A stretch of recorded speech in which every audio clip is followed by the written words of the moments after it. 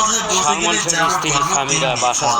বাপকে শত চেষ্টা করেও আর ঢেকে রাখতে পারলেন না চিত্রনায়ক সালমান শাহর প্রাক্তন স্ত্রী সামিরা হক। পুলিশ তাকে খুঁজছে গ্রেপ্তারের জন্য। তার গল্পে সালমান ছিলেন একজন দুশ্চরিত্রের লোক, যিনি ঘরে বউ রেখে পরকীয়া করতেন, আর তাই নিজের পাপে শেষ পর্যন্ত নিজেই মরেছেন। কিন্তু ঘটনার 3 দশক পরে সেই গল্পটা উল্টে গিয়ে যেন এখন পাল্টা তীর ছুড়ে দিয়েছে সামিরার দিকে। আর সে সাজানো গল্পের সত্যতা উন্মোচনে আদালত তাকে গ্রেপ্তারের নির্দেশ দিয়েছে। কিন্তু পরিস্থিতি খারাপ বুঝে আগেই পালিয়েছেন সামিরা। বাসায় তালা লাগিয়ে ইতিমধ্যেই তিনি নিখোঁজ হয়েছেন।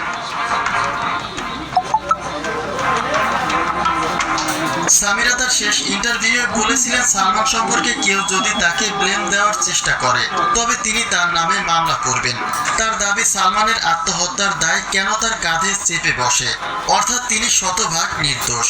কিন্তু সেই নির্দোষ লোকটার বিরুদ্ধে